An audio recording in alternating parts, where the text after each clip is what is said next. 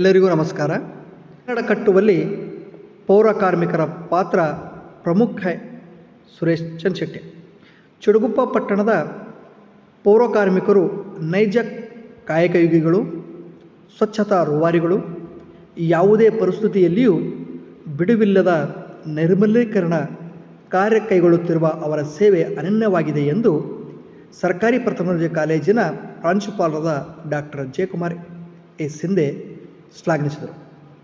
ಪಟ್ಟಣದ ಪುರಸಭೆ ಆವರಣದಲ್ಲಿ ಕನ್ನಡ ಸಾಹಿತ್ಯ ಪರಿಷತ್ತಿನ ವತಿಯಿಂದ ಹಮ್ಮಿಕೊಂಡಿದ್ದ ಕಾರ್ಮಿಕ ದಿನಾಚರಣೆಯ ಅಂಗವಾಗಿ ಪುರಸಭೆ, ಕಂದಾಯ ಇಲಾಖೆ ಹಾಗೂ ಆರೋಗ್ಯ ಇಲಾಖೆಯ ನಿಸ್ವಾರ್ಥ ಸೇವಕರಿಗೆ ಸನ್ಮಾನ ಕಾರ್ಯಕ್ರಮದಲ್ಲಿ ಅವರು ಮಾತನಾಡಿದರು.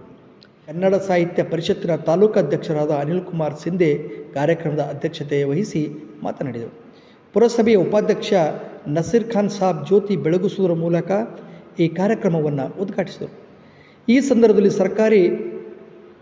ಕರ್ನಾಟಕ ಸರ್ಕಾರಿ ನೌಕರರ ಸಂಘದ ಬೀದರ್ ಜಿಲ್ಲಾಧ್ಯಕ್ಷರಾದ ಸೋಮಶೇಖರ್ ಬಿರಾದಾರ್, ಪುರಸಭೆಯ ಮುಖ್ಯಾಧಿಕಾರಿ ಹುಸಾಮುದ್ದೀನ್ ಬಾಬಾ, ಚಿಡುಗುಪ್ಪ ಸಮುದಾಯ ಆರೋಗ್ಯ ಕೇಂದ್ರದ ವೈದ್ಯಾಧಿಕಾರಿಗಳ ಡಾಕ್ಟರ್ ವಿಜಯ್ ಹರಸ್ಕರ್, ಕರ್ನಾಟಕ ರಾಜ್ಯ ಸರ್ಕಾರಿ ನೌಕರರ ಸಂಘದ ಜಿಲ್ಲಾ ಹಿರಿಯ ಉಪಾಧ್ಯಕ್ಷ ಗೌತಮ್ ಚಿಂತಲ್ಗಿರ, ಅದೇ ರೀತಿ ಕರ್ನಾಟಕ ರಾಜ್ಯ ಸರ್ಕಾರಿ ನೌಕರರ ಸಂಘದ ಜಿಲ್ಲಾ ಖಜಾಂಚಿಗಳಾದ ದೇವಪ್ಪ ಚಾಂಬೋಳೆ, ರಾಜ್ಕುಮಾರ್ ಬೇಲೂರೆ, ರಾಜಶೇಖರ್ ಉಪ್ಪಿನ್, ಅಶೋಕ್ ಮಹೇಂದ್ರಕರ್, ರಾಜಪ್ಪ ಜಮಾದಾರ್, ಪ್ರೇಮಿಳಾ ರೆಡ್ಡಿ, ಪುರಸಭೆಯ ಸದಸ್ಯರಾದ ಬಾಬಾ RCC, ರೇಣಪ್ಪ ಭೂತಾಳೆ, ವಿಶಾಲ್ ಬೋರಾಳೆ, ಅಶೋಕ್ ಸ್ವಾಮಿ ಫಾತ್ಮಾಪುರ್, ಮೊಹಮ್ಮದ್ ಶರೀಫ್, ಶ್ಯಾಮರಾವ್ ಭೂತಾಳೆ, ಸಚಿನ್ ಮಟ್ಪತಿ, ಮಾರುದ್ರಪ್ಪ ಆಣದೂರೆ, ಸಂಜೀವನ್ ಭೋಸ್ಲೆ, ಗುಂಡಪ್ಪ ಕೋರಿ, ಅಸ್ಲಾಮಿಯಾ, ಹಸನ್ ಲಚ್ಕೇರಿ,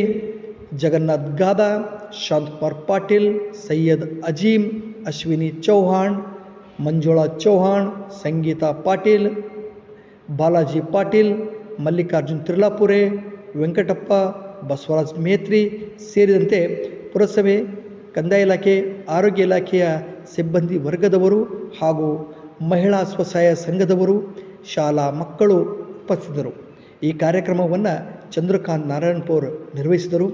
ಕನ್ನಡ ಸಾಹಿತ್ಯ ಪರಿಷತ್ನ ನಗರ ಘಟಕ ಅಧ್ಯಕ್ಷರಾದ ರಾಜ್ಕುಮಾರ್ ಹಡಪದ್ ಕಾರ್ಯಕ್ರಮದಲ್ಲಿ ಸ್ವಾಗತಿಸಿ ಕಾರ್ಯಕ್ರಮವನ್ನು ಯಶಸ್ವಿಗೊಳಿಸಿದರು.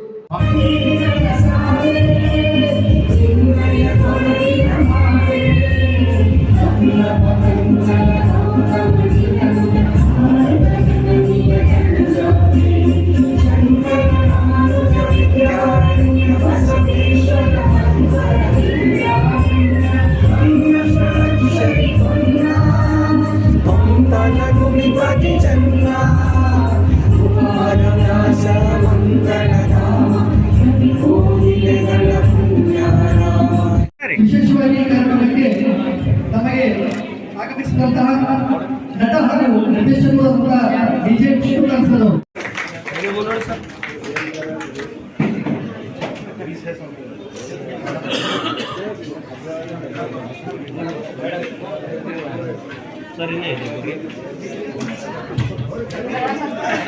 ಸರಿ ಕೇಳೋಣ.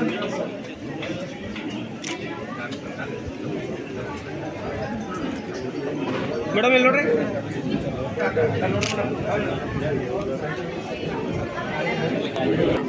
ಮಾನ್ಯರ ಹೆಸರುಗಳಿದ್ದಾರೆ, ಪ್ರತ್ಯೇಕವಾಗಿ ನನ್ನ ಹೆಸರಿದೆ. ನೇರವಾಗಿ ನಾನು ಮಾತನಾಡಲು ಬಯಸ್ತೇನೆ. ಇಲ್ಲೇನು ಈ ಸಭೆ ನಡೀತಿದೆಯೋ ಇಂಥದೇ ಸಭೆ ನಾವು ಮಾಡ್ತಿದ್ದೆ.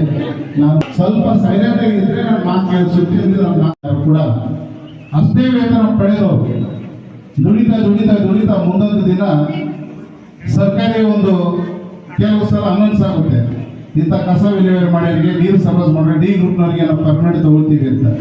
ಆವಾಗ ವಯಸ್ಸಿನ ಮಿತಿ ನೀರು ಸಹ ಮಾಡಿದ್ವಿ. ಬೂತಿ ಏನಾದ್ರು ಪಡಿತಾನೆ, ಅವ್ನು ತೊಗೊಂಡು ಹೋಗ್ತಾನೆ. ಹೋದ ನಂತರ ಅವ್ರಿಗೆ ಯಾವುದೇ ದಾಖಲೆಗಳು ಇರಲ್ಲ. ಆಫೀಸಲ್ಲಿ ಕೂಡ ಪುರಸಭೆಗಳದ್ದಾಗಲಿ ನಗರಸಭೆಗಳಲ್ಲಿ ಯಾವುದೇ ದಾಖಲೆ ಕೊಡಲ್ಲ ಯಾರು. ಅವ್ರಿಗೆಲ್ಲ ಸಾಕ್ಷಿ ಒಂದೇ, ನಾನು ಕೆಲಸ ಮಾಡೋದಕ್ಕೆ ಸಾಕ್ಷಿ ಯಾವುದಾದ್ರು ಪ್ರಶಸ್ತಿ ಪತ್ರ ಕೊಟ್ಟಿದ್ದು ಅಥವಾ ಆ ಪಟ್ಟಿ ಮಾಡಿರೋದು ಎಲ್ಲಾದರೂ ಯಾರಾದ್ರೂ ದೊಡ್ಡ ಸಾಹೇಬರು ಚೀಫ್ ಆಫೀಸರ್ ಅವರು ಯಾರೋ ಸೈನ್ ಆಗಿದ್ದು ಇದಿಷ್ಟು ಅಂಥದ್ರಲ್ಲಿ ಬೇಕಾಗುತ್ತೆ.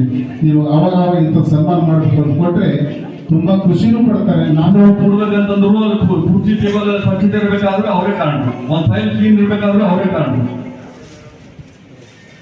ಇಂಥ ಒಂದು ವ್ಯವಸ್ಥೆದಾಗ ನಾವು ಕೆಲಸ ಮಾಡತ್ತೀವಿ. ನಾವೇ ಯಾವ ಒಂದು ಕ್ಯಾರಿ ಬ್ಯಾಗ್ಗಳು ಯಾವ ತೈಲ ಹಾಕಿ ಅವ್ರು ಇಟ್ಬಿಟ್ರೆ ಅವ್ರು ನೇರವಾಗಿ ತೆಗೆದುಕೊಂಡು ಹೋಗ್ಬೋದು. ಅವು ಎಷ್ಟೋ ಸಲ ನಮ್ಮ ಮನೆಗೆ ಬಂದವರಿಗೆ ಬಹಳ ಸಣ್ಣ ಮಾತಿನಲ್ಲಿ ಪದಗಳನ್ನು ನಾವು ಎಷ್ಟೋ ಸಲ ಬಳಸಿರ್ತೀವಿ.